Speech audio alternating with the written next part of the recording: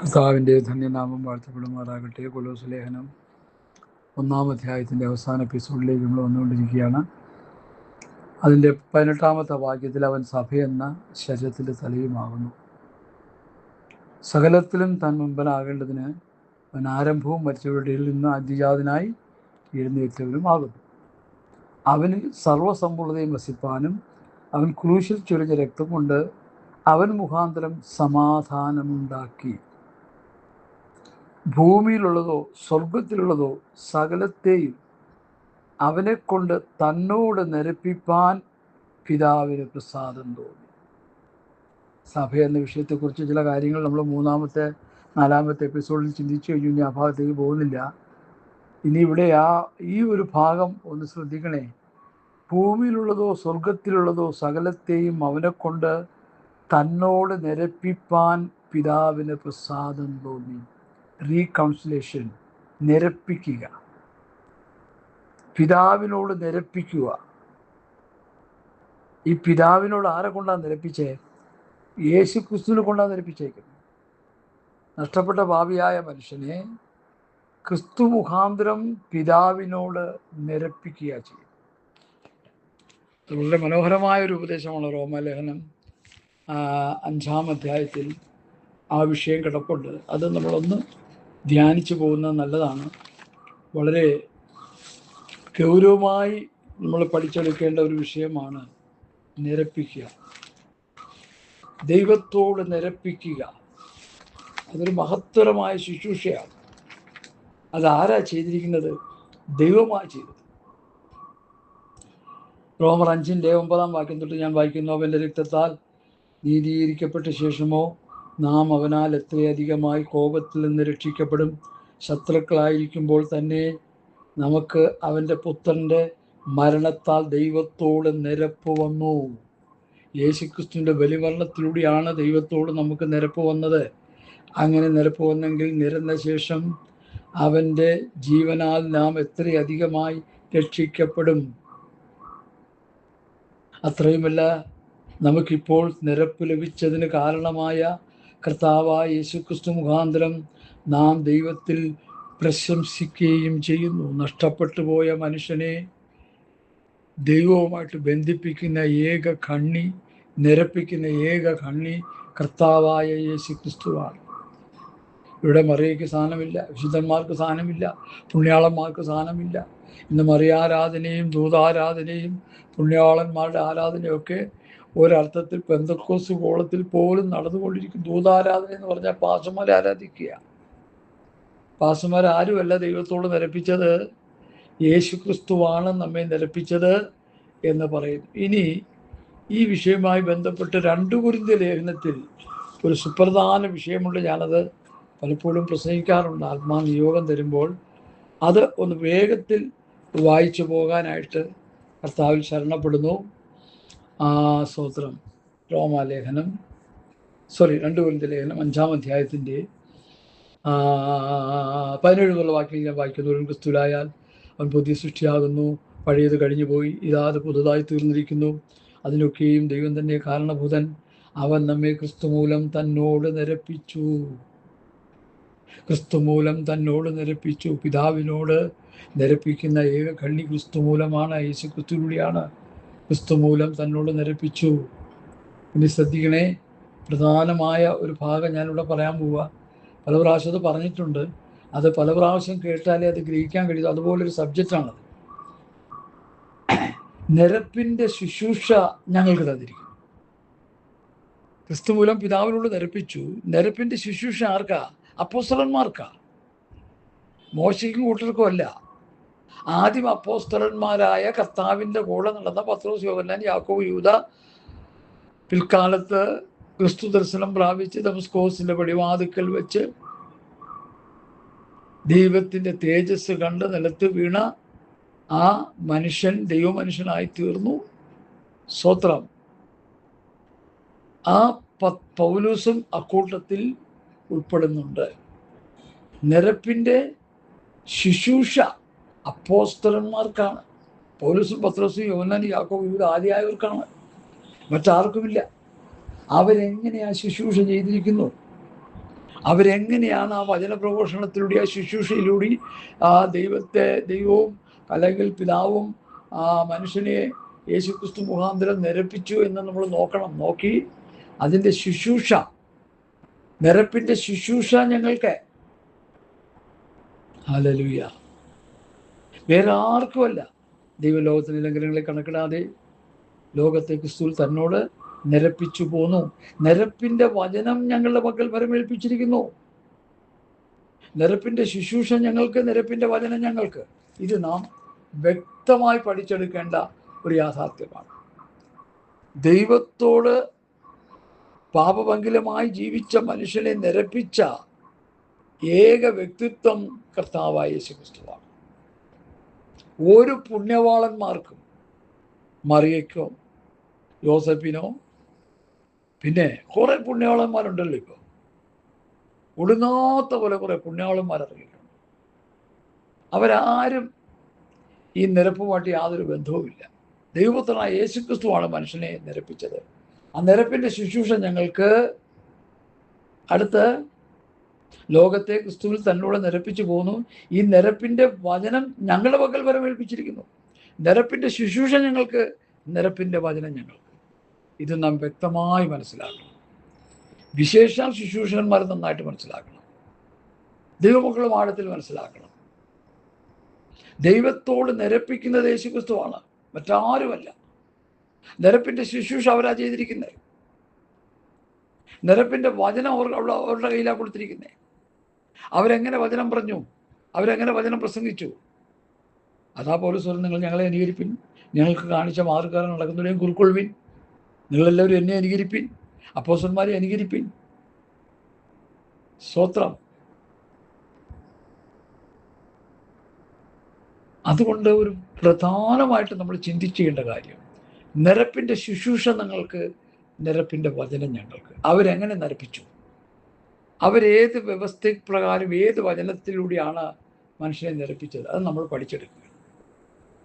അത് എല്ലാവർക്കും പറ്റിയെന്ന് വരില്ല.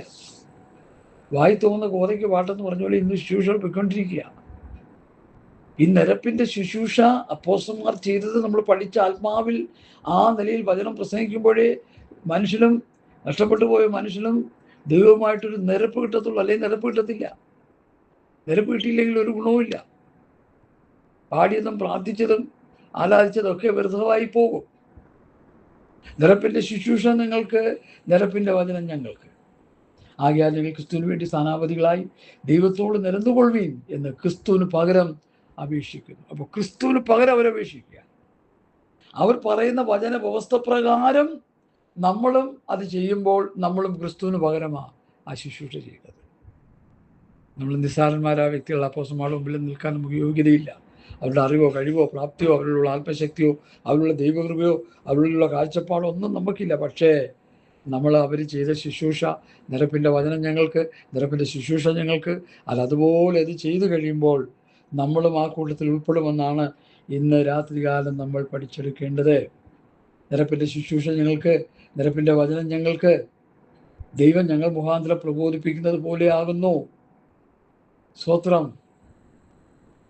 ആകയാൽ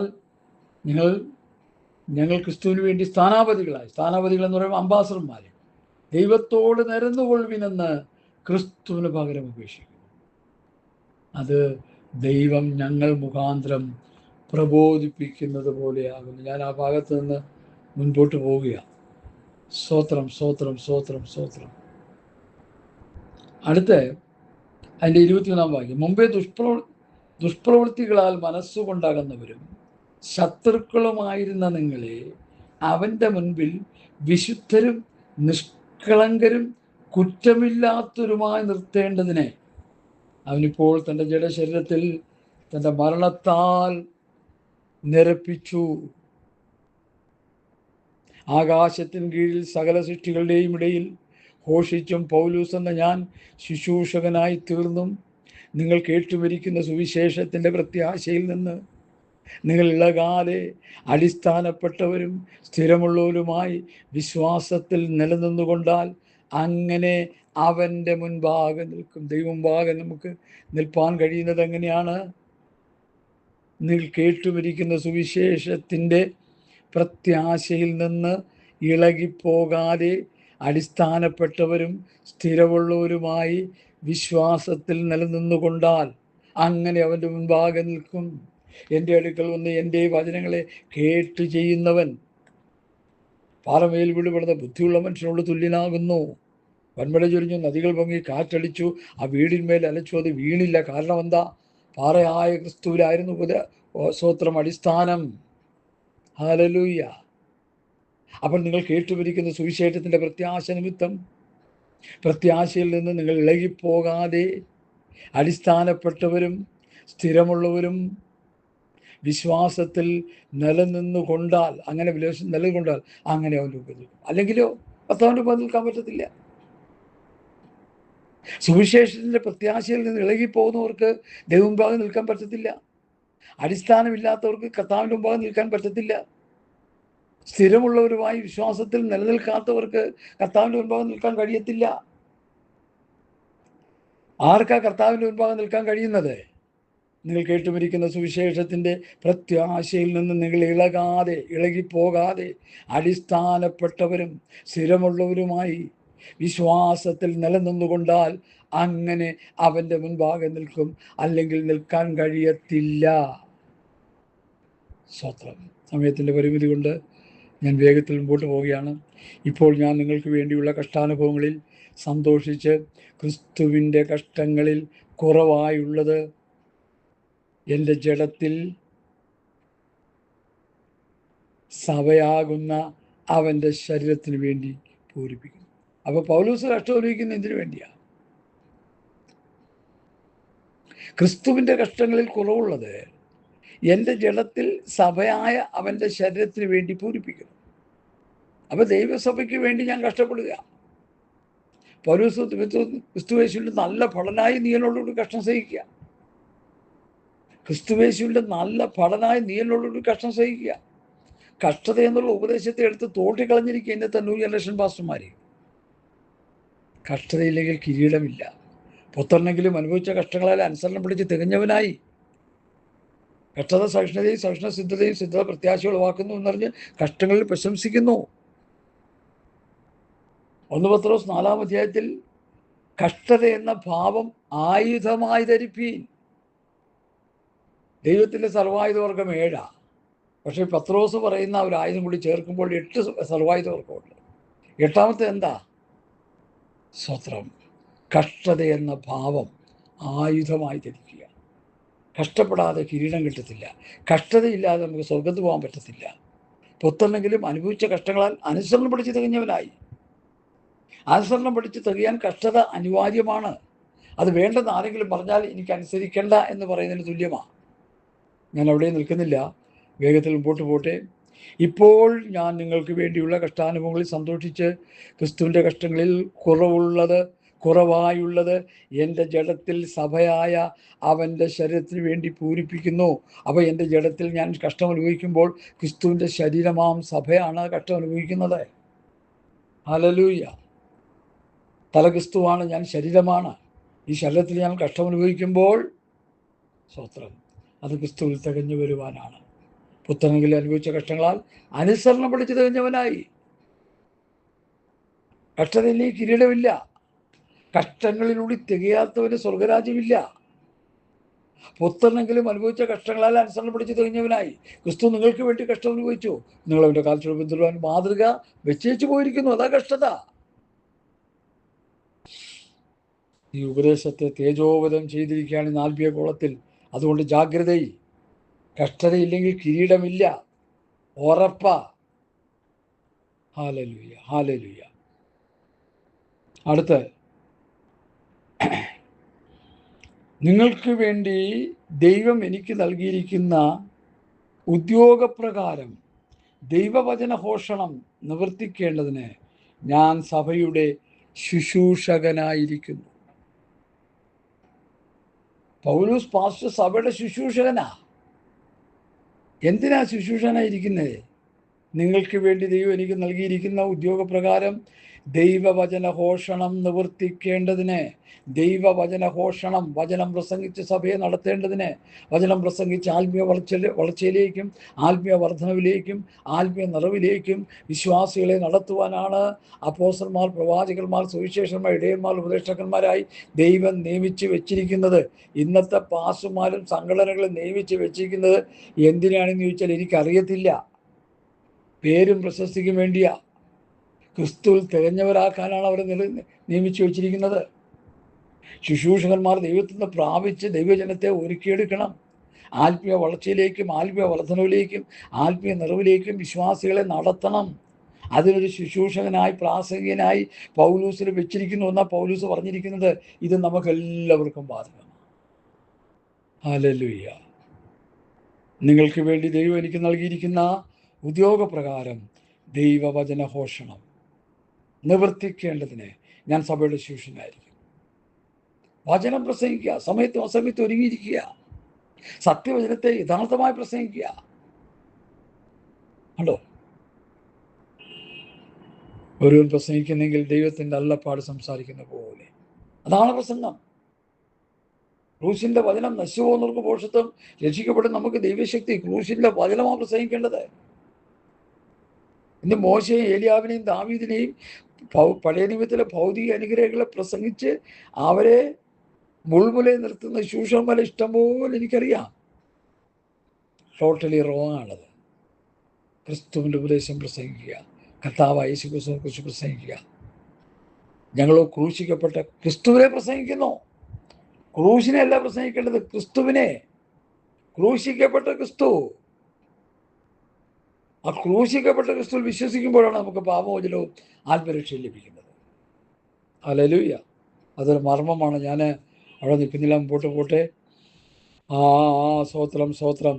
അതിൻ്റെ 26-ാമത്തെ വാക്യം, ഞാൻ സഭയുടെ ശിഷ്യനായിരിക്കുന്നു എന്ന് പറഞ്ഞിട്ട് 26-ലേക്ക് വരുമ്പോൾ, അത് പൂർവകാലങ്ങൾക്കും തലമുറകൾക്കും മറഞ്ഞു കിടന്ന മർമ്മമെങ്കിലും ഇപ്പോൾ അവൻ്റെ വിശുദ്ധന്മാർക്ക് വെളിപ്പെട്ടിരിക്കുന്നു. ഹല്ലേലൂയ. അവരോട് ജാതികളുടെ ഇടയിൽ ഈ മർമ്മത്തിൻ്റെ മഹിമാതനം എന്തെന്നറിയിപ്പാൻ ദൈവത്തിന് പ്രസാദം തോന്നി. മഹിമാതനം. കൊലോസ്യർ 1:27 ഈ മർമ്മത്തിൻ്റെ മഹിമാതനം, the riches of the glory. സ്വത്രം. The riches of the glory, തേജസ്സിൻ്റെ മഹിമാതനം. എന്തോ ഒരു പദപ്രയോഗങ്ങളാണ് അതൊക്കെ. Praise the Lord. ഹല്ലേലൂയ. Riches of the glory. Riches, ഉന്നതമായത്, ശ്രേഷ്ഠമായത്. ഹല്ലേലൂയ. ശ്രദ്ധിക്കാതെ മക്കളിത് ഒരു വലിയ ആത്മീക മർമ്മമാണ്. അവരോട് ജാതികളുടെ ഇടയിൽ ഈ മർമ്മത്തിൻ്റെ മഹിമാതനം എന്തെന്നറിയിപ്പാൻ ദൈവത്തിന് പ്രസാദം തോന്നി. മഹിമാതനം, അതിനാണ് റിച്ചസ് ഓഫ് ദി ഗ്ലോറി എന്ന് പറയുന്നത്. എഫേസ്യർ 1:18 അവൻ്റെ അവകാശത്തിൻ്റെ മഹിമാതനം, അതും the riches of the glory എന്നാണ് KJV ട്രാൻസ്ലേഷനിൽ കൊടുത്തിരിക്കുന്നത്. അവൻ്റെ അവകാശത്തിൻ്റെ മഹിമാതനം. എഫേസ്യർ 2:6 കൃപയുടെ അത്യന്തധനം, the riches of the grace. കൃപയുടെ അത്യന്തധനം, the riches of the grace. കൃപയുടെ അത്യന്തധനം. ഇതെല്ലാം സ്വർഗീയമായ വിലപ്പെട്ട സമ്പത്തുകളാണ്, നിധികളാണ്. മഹിമാതനം. ഹല്ലേലൂയ. സ്തോത്രം. അവൻ്റെ അവകാശത്തിൻ്റെ മഹിമാതനം, അവൻ്റെ കൃപയുടെ അത്യന്തധനം. എഫേസ്യർ 2:6 കൃപയുടെ അത്യന്തധനം, റിച്ചസ് ഓഫ് ദ ഗ്രേസ്. എഫേസ്യർ 3:8 ക്രിസ്തുവിൻ്റെ അപ്രമേയധനം, unsearchable of the riches. Riches of the grace, unsearchable of the riches of the grace. Unsearchable, അത് കണ്ടുപിടിക്കാൻ പറ്റാത്ത നിലയിൽ, സെർച്ച് ചെയ്താൽ കിട്ടാത്ത നിലയിൽ, സെർച്ച് ചെയ്താൽ അത് നമുക്ക് മനസ്സിലാക്കാൻ പറ്റാത്ത പോലെയുള്ള ഒരു അനുഭവം എന്നുള്ള നിലയിലാണ് ആ പദം പ്രയോഗിച്ചിരിക്കുന്നത്. ക്രിസ്തുവിൻ്റെ അപ്രമേയധനം. റോമർ 9:24 സ്തോത്രം, തൻ്റെ തേജസ്സിൻ്റെ നിത്യഘനം, റിച്ചസ് ഓഫ് ദ ഗ്ലോറി. ഹല്ലേലൂയ. തേജസ്സിൻ്റെ നിത്യഘനം. ശ്രദ്ധിക്കുക, മർമ്മത്തിൻ്റെ മഹിമാധനം, തൻ്റെ അവകാശത്തിൻ്റെ മഹിമാധനം, കൃപയുടെ അത്യന്തധനം, ക്രിസ്തുവിൻ്റെ അപ്രമേയധനം, തേജസ്സിൻ്റെ നിത്യഘനം. പൗലോസിൻ്റെ പ്രയോഗങ്ങളാണ്. തേജസ്സിൻ്റെ നിത്യഘനം എന്ന് പറഞ്ഞാൽ എന്താ എൻ്റെ അർത്ഥം? ഏദൻ പൂങ്കാവനത്തിൽ ദൈവകൽപ്പന ലംഘിച്ചപ്പോൾ ആദാമിനും അവയ്ക്ക് നഷ്ടമായത് എന്താണ്? തേജസ്സിനാൽ ഉടുപ്പിക്കപ്പെട്ടിരുന്ന ആ തേജസ്സിൻ്റെ വസ്ത്രം, തേജസ്സിൻ്റെ അനുഭവം നഷ്ടമായി. അവർ നഗ്നരായി.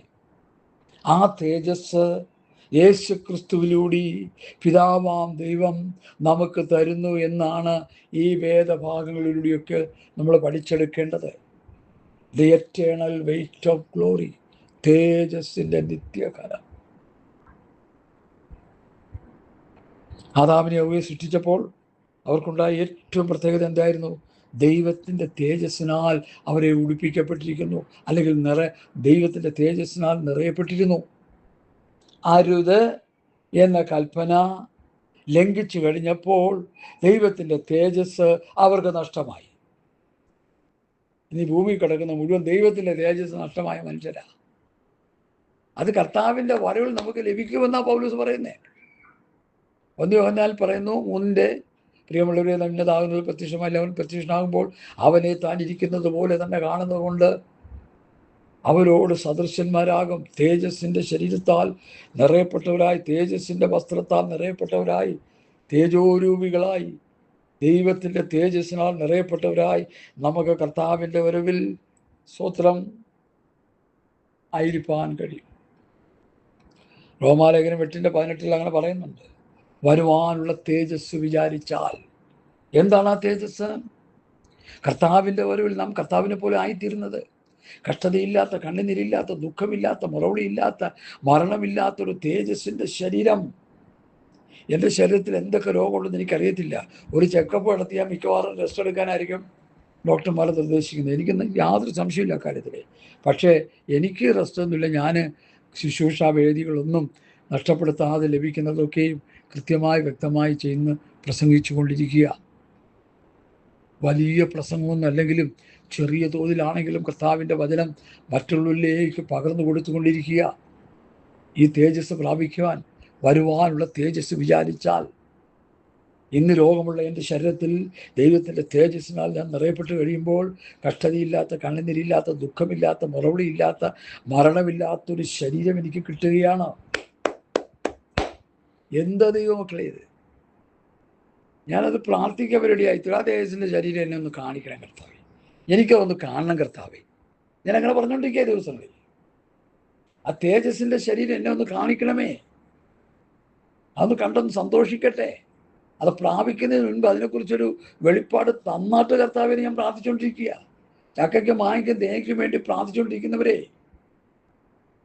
ആ തേജോപനായ ദൈവത്തിൻ്റെ തേജസ്സിൻ്റെ ശരീരം, അതാ നഷ്ടപ്പെട്ടിയ തേജസ് നമ്മുടെ ശരീരത്തിൽ നിന്ന് വരുവാൻ വേണ്ടി ഒന്ന് ദൈവത്തിൽ നിന്ന് ഏൽപ്പിച്ചു കൊടുത്തേ. അതൊന്ന് കർത്താവ് ഒന്ന് കാണിക്കേണ്ടത്, ആത്മാവിലൊന്ന് ഗ്രഹിക്കുവാൻ. ഇന്ന് കാണുന്ന ഈ ശരീരം ഏറെ ആയാലും 70-80 സംവത്സരം, ഇനി 100, 110, 120 ഒക്കെ ജീവിച്ചിരുന്നെന്ന് വന്നാൽ അങ്ങനെയൊക്കെ ജീവിക്കുന്നുണ്ടല്ലോ. ആയിക്കോട്ടെ, അത് കഴിഞ്ഞാലും മരണം വഴി മാറ്റപ്പെടും. മാറ്റപ്പെട്ട് കഴിഞ്ഞാൽ പാപികളായവർ നിത്യമായ നരകാഗ്നിയിലേക്കും, ദൈവമക്കൾ എന്താ ഉയർത്തെഴുന്നേറ്റ ശരീരത്തോടു കൂടി സ്വർഗത്തിൽ പിതാവിനോടൊപ്പം പോയി സന്തോഷിക്കാൻ വേണ്ടി. ഇവിടെ UDFൻ്റെ വൻ തരംഗമാണ് നടന്നിരിക്കുന്നത്. ഇടതുപക്ഷത്തിൻ്റെ ക്യാപ്റ്റനായ പിണറായിയുടെ ധാർഷ്ട്യത്തിനും അഹങ്കാരത്തിനും എടുത്തിയാട്ടത്തിനും ജനം വോട്ട് കൊണ്ട് മറുപടി കൊടുത്തു എന്നാണ് പറയുന്നത്. ശരിയാ. അപ്പോൾ VD സതീശൻ മുഖ്യമന്ത്രിയായി ഭരിക്കാനായിട്ടിരിക്കുക. അല്ലെങ്കിൽ സ്വത്രം വേറെ വല്ലതും ഉണ്ടല്ലോ, ചെന്നിത്തല, സീനിയർ നേതാക്കന്മാരുണ്ട്, അവരൊക്കെ ഭരിക്കണമെന്ന് പറഞ്ഞിരിക്കുക. അവർ ഭരിച്ചോട്ടെ. അവരുടെ കീഴിൽ നമ്മളായിരിക്കും. ഓക്കെ. എന്നാൽ ഞാൻ ഇന്ന് പകൽ ചിന്തിച്ച കാര്യമാണ് പറയുന്നത്. കർത്താവായ യേശുക്രിസ്തു 1000 ആണ്ട് ഈ ഭൂമിയെ ഭരിക്കാൻ വരും. അതിലേക്ക് നമ്മൾ ഫോക്കസ് ചെയ്യണം. ഇവിടുത്തെ പെന്തക്കോസ്ത് പാസ്റ്റർമാർക്കും കുറേ വിശ്വാസികൾക്കും ഇവിടെ ഒരു കാൻഡിഡേറ്റായി, ഇവിടെ MLA ആയി, ഇവിടെ മന്ത്രിയായി ഈ ലോകത്തെ ഭരിക്കാനായിട്ട് അവർ ശ്രമിച്ചുകൊണ്ടിരിക്കുക. വേദപുസ്തകവുമായിട്ട് അവർക്ക് വലിയ ബന്ധമില്ല. അതുകൊണ്ട് അവർ ചെയ്തുകൊണ്ടിരിക്കുന്നത്. ഈ ലോകം സാത്താൻ്റെ ഭരണത്തിൻ്റെ കീഴില. ഈ ലോകത്തിൻ്റെ പ്രഭു സാത്താനാ. ഈ ലോകത്തിൻ്റെ ദൈവം സാത്താനാ. ഈ ലോകത്തിൻ്റെ പ്രഭു സാത്താൻ. യോഹന്നാൻ സുവിശേഷത്തിലൊക്കെ വ്യക്തമായി പറയുന്നു. 2 കൊരിന്ത്യർ 4:4 ദൈവപ്രതിമയായ ക്രിസ്തുയേശുവിൻ്റെ തേജസ്സുള്ള സുവിശേഷത്തിൻ്റെ പ്രകാശനം ശോഭിക്കാതിരിപ്പാൻ ഈ ലോകത്തിൻ്റെ ദൈവം. 1 യോഹന്നാൻ 5:19 സർവ്വലോകം ദുഷ്ടന്റെ അധീനത്തിലേക്ക് കിടക്കുന്നു. എന്താ ദൈവമക്കളെ ഇത്? ഇന്ന് ഞാൻ എൻ്റെ റീഡിങ് വെളിപ്പാട് പുസ്തകം വായിച്ചുകൊണ്ടിരിക്കുമ്പോൾ എൻ്റെ വായിക്കേണ്ട വേദഭാഗം 12-ാം അധ്യായമായിരുന്നു. വായിച്ച് ഞാൻ ഞെട്ടിപ്പോയി. ഞാൻ പല പ്രാവശ്യം വായിച്ചിട്ടുള്ളത്. ഭൂതലത്തെ മുഴുവൻ തെറ്റിച്ച് കളയുന്ന പിശാചും സാത്താനും എന്ന മഹാസർപ്പമായ പഴയ പാമ്പ് ഭൂതലത്തെ മുഴുവൻ തെറ്റിച്ച് കളയുക. പെന്തക്കോസ്തുകാരെ മുഴുവൻ തെറ്റിച്ച് കളയുക. അതാണ് അവർ മന്ത്രിയാകാനും MLA ആകാനും കിടന്ന് ഓടുന്നത്. ഈ ലോകത്തിൻ്റെ അല്ലുപരാകരുന്ന വചനം. ലോകക്കാരായിരിക്കാതെ ഉള്ള ലോകത്തിന് തിരഞ്ഞെടുത്തു എന്ന് വചനം. സ്വത്രം. അതുകൊണ്ട് എന്നെ കേൾക്കുന്ന പ്രിയപ്പെട്ടവരെ, ലോകത്തിൻ്റെ ഭരണവും ഈ ലോകത്തിൻ്റെ ഒന്നും നമുക്ക് വേണ്ട. ലോകത്തിലെ ഭരണാധികാരികൾക്ക് വേണ്ടി പ്രാർത്ഥിക്കാൻ പറയുന്നുണ്ട്. ഞാനത് പ്രാർത്ഥിച്ചുകൊണ്ടിരിക്കുക. ദൈവമേ, കഴിഞ്ഞ നാളുകളിൽ LDFൻ്റെ ഭരണം തകർച്ചയായിരുന്നു. UDFിലെ നേതാക്കന്മാർ നന്നായി ഭരിക്കുവാനുള്ള ബുദ്ധി, ജ്ഞാനവും അറിവും കഴിവും പ്രാപ്തിയും അവർക്ക് കൊടുക്കണമെന്ന് ഞാൻ പ്രാർത്ഥിച്ചുകൊണ്ടിരിക്കുക. കാരണം രാജാക്കന്മാർക്കും നിയമപാലകർക്കും വേണ്ടി പ്രാർത്ഥിക്കണമെന്ന് ഉപദേശം കിടപ്പുണ്ട് പുസ്തകത്തിൽ. അതുകൊണ്ട് മാത്രമാണ്. അപ്പോൾ ഭൂലോകത്ത് മുഴുവൻ തെറ്റിച്ച് കളയുന്ന സാത്താൻ. ഇനി വെളിപ്പാട് 20:3 വായിക്കാൻ ഞാൻ ശ്രദ്ധിച്ച് കേട്ടോണേ. വെളിപ്പാട് 20:3 എന്താ എഴുതിയിരിക്കുന്നേ? ഹല്ലേലൂയ. ജാതികളെ വഞ്ചിക്കാതിരിപ്പാൻ അവനെ അഗാധത്തിൽ തള്ളിയിട്ട് അടച്ചു പൂട്ടുകയും മീതെ മുദ്രയിടുകയും ചെയ്തു. ജാതികളെ വഞ്ചിക്കാതിരിപ്പാൻ. വെളിപ്പാട് 12:9 എന്താ പറയുന്നത്? ഭൂതലത്തെ മുഴുവൻ തെറ്റിച്ച് കളയുന്ന പിശാചു. വെളിപ്പാട് 20:3 എന്താ പറയുന്നേ? ജാതികളെ വഞ്ചിക്കാതിരിപ്പാൻ. ജാതികളെ വഞ്ചിക്കുന്നു, ജനത്തെ തെറ്റിക്കുന്നു. തെറ്റിപ്പോകാതിരിക്കാൻ എന്താ ചെയ്യേണ്ടത്? തിരുവെഴുത്തുകളെയും ദൈവശക്തിയും അറിയായിക്കാൽ തെറ്റിപ്പോ. അപ്പോൾ തിരുവെഴുത്തുകളെയും ദൈവശക്തിയും വേണ്ട പോലെ അറിയണം. പരിശുദ്ധാത്മാവിൽ വിരചിതമായ വചനം പരിശുദ്ധാത്മാവിൽ തന്നെ ഗ്രഹിക്കണം. അപ്പോഴേ നമ്മൾ തെറ്റിപ്പോകാതിരിക്കത്തുള്ളൂ. അല്ലെങ്കിൽ തെറ്റിപ്പോവും. പരിശുദ്ധാത്മാവിൽ സന്തോഷത്തോടെ വചനം കൈക്കൊള്ളണം. ആത്മാവിൽ പ്രാർത്ഥിച്ചു വേണം വചനം ഏറ്റെടുക്കാൻ. അപ്പോഴാണ് 100 മേനി വിളയുന്നത്. ഇന്ന് പലർക്കും 10, 20, 30 മേനിയായിട്ട് നിൽക്കുക. 30, 60, 100 കർത്താവ് പറഞ്ഞത്. പക്ഷെ ഇപ്പോൾ വിളയുന്നത് എത്രയാ? 5, 10, 15, 20 നിൽക്കുക. വചന ഹൃദയത്തിൽ വീണ് വിളയുന്നില്ല. വചന ഹൃദയത്തിൽ വീണ് റാഡിക്കൽ ചേഞ്ച് ഉണ്ടാകുന്നില്ല. വചനമാകുന്ന വിത്ത് ഹൃദയത്തിൽ വീണ് രൂപാന്തരം ഉണ്ടാകുന്നില്ല. പ്രത്യാശ വർദ്ധിക്കുന്നില്ല, വിശ്വാസം വർദ്ധിക്കുന്നില്ല, സന്തോഷം വർദ്ധിക്കുന്നില്ല, സമാധാനം വർദ്ധിക്കുന്നില്ല. കാരണം എന്താ? ഹല്ലേലൂയ. വചനത്തിന് സ്ഥാനമില്ല ഹൃദയത്തിൽ. കേൾക്കുന്ന വചനം പറവ കൊത്തിയെടുത്തുകൊണ്ട് പോകുന്നു, അല്ലെങ്കിൽ മുള്ളിനിടയിൽ വീണതുപോലെ ഞെരുക്കിക്കളയുന്നു. Hallelujah, hallelujah. അല്ലെങ്കിൽ പാറപ്പുറത്ത് വീണതുപോലെ ഹൃദയത്തിൻ്റെ അന്തർഭാഗത്തേക്ക് വചനം പ്രവേശിക്കുന്നില്ല. ഉപരിവിപ്ലവമായ നിലയിൽ കുറെ ബഹളം വെച്ച് അങ്ങ് പോവുക ചെയ്യുന്നത്. അപകടം മണത്തുകൊണ്ട് പറയുക. ഹല്ലേലൂയ, സ്തോത്രം, സ്തോത്രം, സ്തോത്രം. അപ്പോൾ ഈ ഭാഗം നന്നായിട്ട് ശ്രദ്ധിച്ചോണേ. കൊലോസ്യർ 1:26 മുതൽ, അത് പൂർവ്വകാലം മുതൽ തലമുറകൾക്കും മറഞ്ഞു കിടന്ന മർമ്മമെങ്കിലും അവൻ്റെ വിശുദ്ധന്മാർക്ക് വെളിപ്പെട്ടിരിക്കുന്നു. അവരോട് ജാതികളുടെ ഇടയിൽ ഈ മർമ്മത്തിൻ്റെ മഹിമാതനം എന്തെന്നറിയിപ്പാൻ ദൈവത്തിന് പ്രസാദം തോന്നി. എന്താ ജാതികളുടെ ഇടയിൽ? ഏ ജാതികളുടെ ഇടയിൽ ഈ മർമ്മത്തിൻ്റെ മഹിമാതനം എന്തെന്നറിയിപ്പാൻ ദൈവത്തിന് പ്രസാദം തോന്നി. ആ മർമ്മം എന്താണ്? മഹത്വത്തിൻ്റെ പ്രത്യാശയായ ക്രിസ്തു നിങ്ങളിൽ ഇരിക്കുന്നു, കർത്താവ് നമ്മളിൽ. ഡെമോൺസ്ട്രേഷൻ സ്റ്റഡി നമ്മൾ പഠിച്ചു വരുമ്പോൾ 1 കൊരിന്ത്യർ ലേഖനം 3-ാം അധ്യായത്തിൽ ശൈശവാവസ്ഥയിൽ കിടന്ന് തമ്മിൽ തല്ലി വഴക്കുണ്ടായിക്കൊണ്ടിരുന്നവരിൽ 2-ാം ലേഖനം 3-ാം അധ്യായത്തിൽ വന്നപ്പോൾ അവരിൽ അപ്പോസ്തലന്മാരെ കാണാൻ തുടങ്ങി. പിന്നെയും ഉപദേശം കേട്ട് ജീവിച്ചപ്പോൾ അവരിൽ ക്രിസ്തുവിനെ കാണാൻ തുടങ്ങി. ഹല്ലേലൂയ, ഹല്ലേലൂയ. മഹത്വത്തിൻ്റെ പ്രത്യാശയായി ക്രിസ്തു നിങ്ങളിൽ ഇരിക്കുന്നു. കൊരിന്ത് സഭയിലെ വിശ്വാസികളിൽ ക്രിസ്തുവിനെ കാണാൻ തുടങ്ങി. ഹല്ലേലൂയ. 3 പ്രാവശ്യം തള്ളിപ്പറഞ്ഞെങ്കിലും അവസാനം വേലക്കാരി പറഞ്ഞത് എന്താ? നീയും അവനോടുകൂടിയുള്ളവൻ സത്യം, നിന്റെ വാക്കും പ്രവൃത്തിയും അത് ഉച്ചാരണവും വെളിവാക്കുന്നു. യേശുവിനോടുകൂടി ആയിരുന്നവൻ. കണ്ടോ, ലോകത്തിൽ മനുഷ്യർ സാക്ഷ്യം പറഞ്ഞു കർത്താവിൻ്റെ കൂടെ നടന്നവർ കർത്താവിൻ്റെ കൂടെ നടന്ന ഭക്തന്മാരാണെന്നും സ്വത്രം ദൈവകൃപ പ്രാപിച്ചവരാണെന്നും ക്രിസ്തുവിൻ്റെ ഉപദേശത്തിൽ ജീവിച്ചവരാണെന്നും അവർ തന്നെ പറഞ്ഞിട്ട്, തെറ്റ് പറഞ്ഞിട്ട് അതിനെ തിരുത്തി കൊടുക്കുക ലോകം. നിന്റെ വാക്കും ഉച്ചാരണവും വെളിവാക്കുന്നു, നീ അവനോടുകൂടിയുള്ളവൻ. അപ്പം പത്രോസ് കൂടെ നടന്ന് ക്രിസ്തുവിനെ പോലെയായി. ഞാൻ നേരത്തെ പറഞ്ഞല്ലോ, 12 പേര് കർത്താവായ യേശു ക്രിസ്തു കൂടി ചേർത്ത് 13. ഈ 12 പേരെയും കൊണ്ട് നടക്കുമ്പോൾ കർത്താവ് അതാന്ന് തിരിച്ചറിയത്തില്ല. അതുകൊണ്ടാണ് യൂദയോട് പറഞ്ഞത്, ഞാൻ ആരെ ചുംബിക്കുന്നു അവനെ തന്നെ പിടിച്ചോളുക. അവിടെ വാക്കും ഭാഷണവും ജീവിതവും വസ്ത്രവും എല്ലാം കർത്താവിനെ പോലെയായി. ഞാൻ ക്രിസ്തുവിൻ്റെ അനുകാരിയായിരിക്കുന്നുള്ളൂ, നിങ്ങൾ എൻ്റെ അനുകാരികളാകുക. നമ്മൾ കർത്താവിൻ്റെ അനുകാരികളാകണം, അപ്പോസ്തലന്മാരുടെ അനുകാരികളാകണം. ഇന്ന് കാണുന്ന ഒരു പാസ്റ്റർമാരെയും നമ്മൾ അനുകരിക്കരുത്. അതിനെ അനുകരിച്ചാൽ നിങ്ങളുടെ നിത്യത നഷ്ടമാകും. ഹല്ലേലൂയ. അപ്പോസ്തലന്മാരുടെ ഉപദേശം കേട്ട് അനുസരിച്ച് ജീവിക്കുന്ന ഭക്തന്മാരുടെ മുൻപിൽ മാത്രമേ അവരെ മാത്രമേ നമുക്ക് അനുകരിക്കാവുള്ളൂ, അവരെ മാത്രമേ നമുക്ക് അനുസരിക്കാവുള്ളൂ. അല്ലാത്ത ആരെങ്കിലും അനുസരിച്ചാൽ ഒരു പ്രയോജനമില്ലെന്ന് ദൈവമക്കൾ നന്നായിട്ട് മനസ്സിലാക്കിക്കോണം. മഹത്വത്തിൻ്റെ പ്രത്യാശയായി ക്രിസ്തു നിങ്ങളിൽ ഇരിക്കുന്നു, കർത്താവ് നമ്മളിലുണ്ട്. ഗലാത്യർ 2:20 ക്രിസ്തു, ഞാൻ ക്രിസ്തുവിനോട് ക്രൂശിക്കപ്പെട്ടിരിക്കുന്നു, നീ ജീവിക്കുന്ന ഞാനല്ല, ക്രിസ്തു അത്രേ എന്നിൽ ജീവിക്കുന്നു.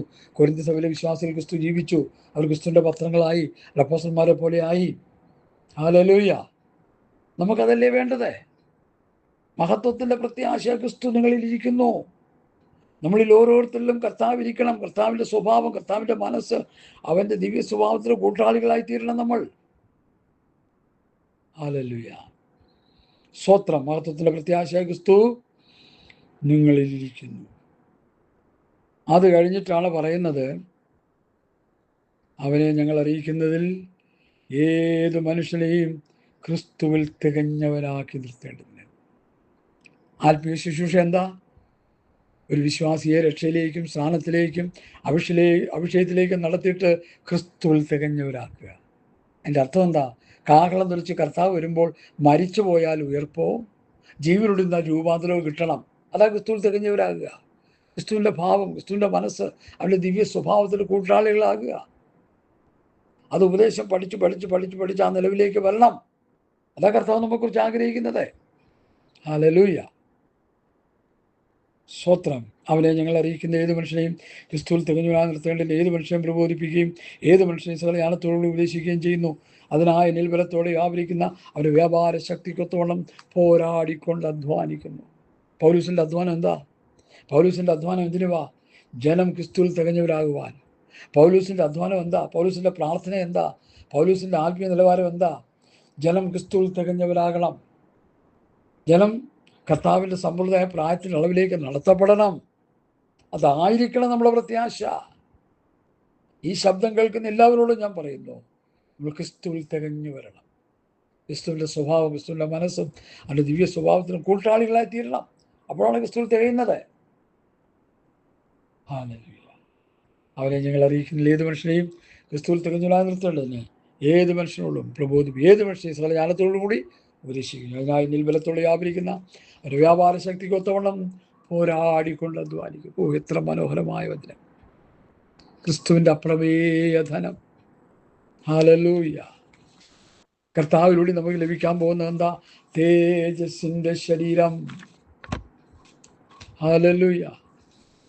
സ്തോത്രം, സ്തോത്രം. മൺമയമായ ശരീരം മാറിയിട്ട് തേജസ്സിൻ്റെ ശരീരത്താൽ ഉടുപ്പിക്കപ്പെട്ടവരായി നമ്മൾ തീരാൻ പോകുകയാണ്. കഷ്ടതകളില്ലാത്ത, കണ്ണുനീരില്ലാത്ത, ദുഃഖമില്ലാത്ത, മുരളില്ലാത്ത, മരണമില്ലാത്ത ആ ഇമ്പങ്ങളുടെ പർദീസിലേക്ക് നമ്മൾ എടുക്കപ്പെടാൻ പോവുകയാണ്. അതിനെത്രത്തോളം പ്രത്യാശ നമുക്കുണ്ട്. ഹല്ലേലൂയ.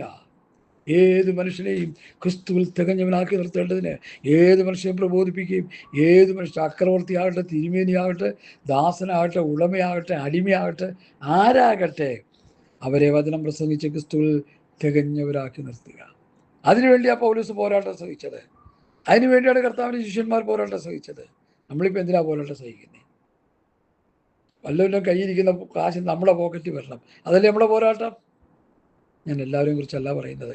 എല്ലാവരെയും കുറിച്ചല്ല പറയുന്നത്. ആത്മീയ ഗോളത്തിൽ ചില കീടങ്ങൾ എഴുന്നേറ്റിരിക്കുക. 10, 20, 30, 40 ഒന്നും പോരാ. ശതമാനം കൂട്ടിക്കൊണ്ടിരിക്കണം. എനിക്ക് കാശ് വേണം, എനിക്ക് പണം വേണം, പണം പണം പണം. ഈ ഇടയ്ക്കൊരുത്തം പറയണ്ടായി, എനിക്ക് 20 ലക്ഷത്തിൻ്റെ കാറ് വേണം. ഒരു 5 ലക്ഷത്തിൻ്റെ കാറ് മേടിച്ചാൽ മാന്യമായി ഓടിച്ചു നടക്കാം. 15 ലക്ഷം രൂപ പാവം പിടിച്ച സൗകര്യമാരെ കെട്ടിക്കാനോ വീടില്ലാത്തവർക്ക് വീട് വെച്ചു കൊടുക്കാനോ ഏതെങ്കിലും ഉപയോഗിക്കാം. എന്താ ഇത് ചെയ്തുകൊണ്ടിരിക്കുന്നത്? ഭക്തന്മാരുടെ ആഗ്രഹങ്ങൾ എന്തൊക്കെയാണ്? പഴയ നിയമത്തിൽ ഭൗതികമായി അനുഗ്രഹിച്ചു, ശരിയാ. പുതിയ നിയമത്തിൽ വരുമ്പോൾ സ്വർഗത്തിലെ സകല ആത്മീയ അനുഗ്രഹത്താൽ ക്രിസ്തുയേശുവിൽ നമ്മെ അനുഗ്രഹിച്ചില്ലാവാൻ. അപ്പം നമ്മെ അനുഗ്രഹിച്ച ആത്മീയമായിട്ടോ ഭൗതികമായിട്ടല്ല. ഉണ്മാനുടുപ്പാനുണ്ടെങ്കിൽ മതി എന്ന് വിചാരിക്കണം. ഞാൻ എൻ്റെ വാക്കുകളെ ഇവിടെ പരിമിതപ്പെടുത്തും. കൊലോസ്യ ലേഖനം 1-ാം അധ്യായത്തിൻ്റെ പഠനം എന്തുകൊണ്ടും അത് വളരെ അനുഗ്രഹമായി തീരുന്നു. അത് കേൾക്കുക, പഠിക്കുക, ഗ്രഹിക്കുക, അതിലൂടെ കർത്താവിൻ്റെ വേണ്ടി ഒരുങ്ങുവാൻ ഈ 1-ാം ലേഖനം, കൊലോസ്യ ലേഖനം 1-ാമത്തെ അധ്യായം അനുഗ്രഹമായി തീർന്നു എന്ന് പറയുന്നതിൽ എനിക്ക് സന്തോഷമുണ്ട്. ഈ വചനങ്ങൾ നിങ്ങളേവർക്കും അനുഗ്രഹമായി തീരട്ടെ. മറ്റുള്ളവരിലേക്കും ഷെയർ ചെയ്യുക. കർത്താവ് നമ്മെ അനുഗ്രഹിക്കട്ടെ. ആമേൻ, ആമേൻ, ആമേൻ, ആമേൻ, ആമേൻ, ആമേൻ, ആമേൻ.